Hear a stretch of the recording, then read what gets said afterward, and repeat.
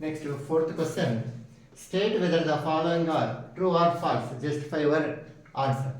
Sin of a plus b equals to sin a plus sin b. Means ఇప్పుడు ఏమైనా values తీసుకోండి, substitute చేస్తే ఇవి రెండు ఈక్వల్ వస్తాయా లేదా ఒకసారి చెక్ చేద్దాం. ఓకేనా?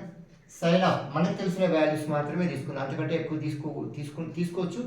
కానీ తీసుకున్న మనకు అర్థం కావు, మన 10th క్లాస్ లెవెల్లో అర్థం కావు. కాబట్టి మనం ఏ బీలు మనకు 90 వరకే తెలుసు. అంటే వీటి రెండు సమ్ చేసినా కూడా 90 వచ్చేటట్లు చూసుకోండి. 90 అంటే ఎగ్జాక్ట్ 90 అని కాదు, వాటి మధ్యలో వచ్చేటట్లు మనకు తెలిసిన వాల్యూస్ వచ్చేటట్లు. అంటే ఏంటి? 030, 060, ఓకేనా, 045, లేకుంటే 3045, లేకుంటే 3060. ఇలా తీసుకుంటే మనకి ఈజీగా ఉంటుంది చేసుకోవడానికి, మనకు అర్థం కావడానికి కూడా ఈజీగా ఉంటుంది. Sine of A plus B equals to sine A plus sine B. ఇప్పుడు ఏ ఈక్వల్స్ టు ఇక్కడ A equals to 30 degrees, B equals to 60 degrees తీసుకున్నాం అనుకో. Sine of A plus B ఏమవుతున్నప్పుడు sine of A plus B, A plus B అంటే ఏంటి? ఏ value 30, B value 60 అంటే sign 60. Sine 60 value ఏంటి? సరే, A plus 30 plus 60 90. Sine 90 value ఏంటి? 1. Sine 90 equals to 1. Next ఏంటి? Sine A plus sine B, sine A plus sine B. ఇప్పుడు చూద్దాం. Sine A అంటే 30, sine 30 plus sine B, B value 60, sine 60. Sine 30 value 1/2 plus sine 60 value √3/2. ఇవి రెండు equal అవుతాయా? ఈ 1 దీనికి ఈక్వల్ అవుతుందా? కాదు కదా. So this is falls, this is falls.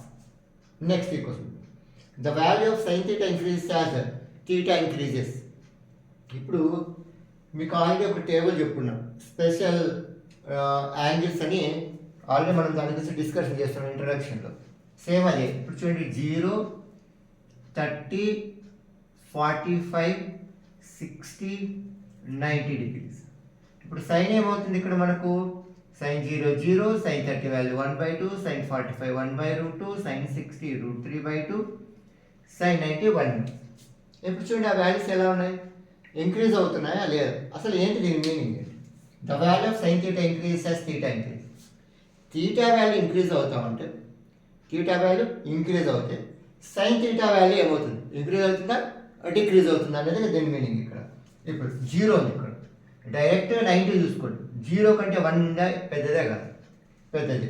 First angle చూద్దాం. యాంగిల్ 0 కంటే 30 పెద్దది, 30 కంటే 45 పెద్దది, 45 కంటే 60 పెద్దది, 60 కంటే 90 పెద్దది. ఇప్పుడు ఈ వాల్యూస్ 0 ఇదేంటి? 1/2 అంటే 0.5, 0.5. నెక్స్ట్ 1/√2, ఇది √3/2. నెక్స్ట్ 1 అంటే ఏంటి? ఇది 0 దగ్గర నుంచి ఈ వాల్యూ 1 అనేది ఇంక్రీజ్ అయింది. So is it true or false? This is true, this is true. ఓకేనా? ఈ వాల్యూ ఏంటి? ఇది ట్రూ అవుతుంది. థీటా వాల్యూ ఇంక్రీజ్ అయితే సైన్ థీటా వాల్యూ కూడా ఇంక్రీజ్. నెక్స్ట్ క్వశ్చన్ చూడండి, the value of cos theta increase as theta increases. ఇప్పుడు cause చూద్దాం. కాజ్ ఏంటి? రివర్స్ రాయమని చెప్పా కదా. అంటే ఏంటి? ఇది 1 √3/2, 1/√2, 1/2, 0. ఇప్పుడు చూడండి, ఇది 1, ఇది 0 అంటే ఏమవుతుంది? తగ్గుతూ వస్తుందా పెరుగుతూ వస్తుందా? This is increasing or decreasing? This is increasing, sorry decreasing. ఇది 1 √3/2, 1/√2, 1/2, 0. ఇదేమో తగ్గుతూ వస్తుంది. So this is decreasing value కదా. సో మరి ఇచ్చిన క్వశ్చన్ ఏంటి? The value of cos theta increases as theta increase అవుతుందా? థీటా అనేది ఇంక్రీజ్ అవుతుంది, కానీ కాజ్ వాల్యూస్ ఏమవుతున్నాయి? కాస్ థీటా వాల్యూస్ డిక్రీజ్ అవుతున్నాయి. సో దిస్ ఈజ్ ఏంటి?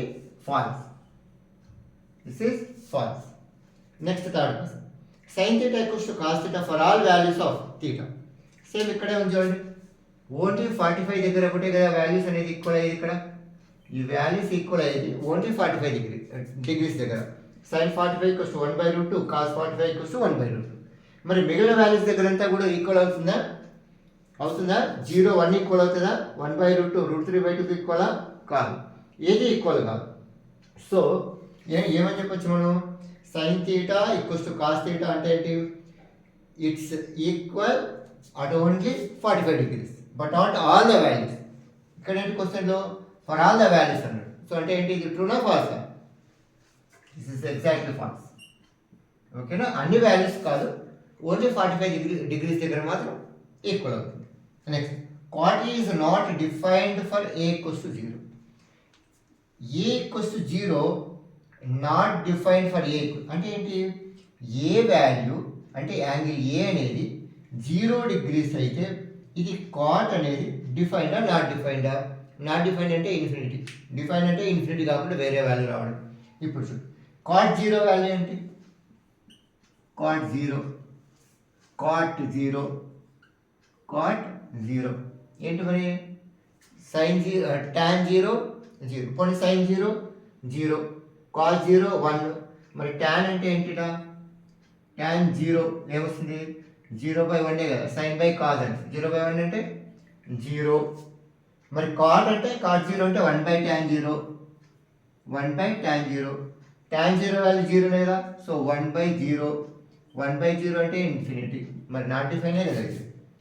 cot A is not defined for A equals to 0. So ఇచ్చిన question కరెక్ట్గానే ఉంది కాబట్టి సో దిస్ ఈజ్ ట్రూ. ఇది ఏమవుతుంది? ట్రూ అవుతుంది. ఓకేనా? This exercise 8.2 entire exercise 8 up to 4 questions. Next exercise will start.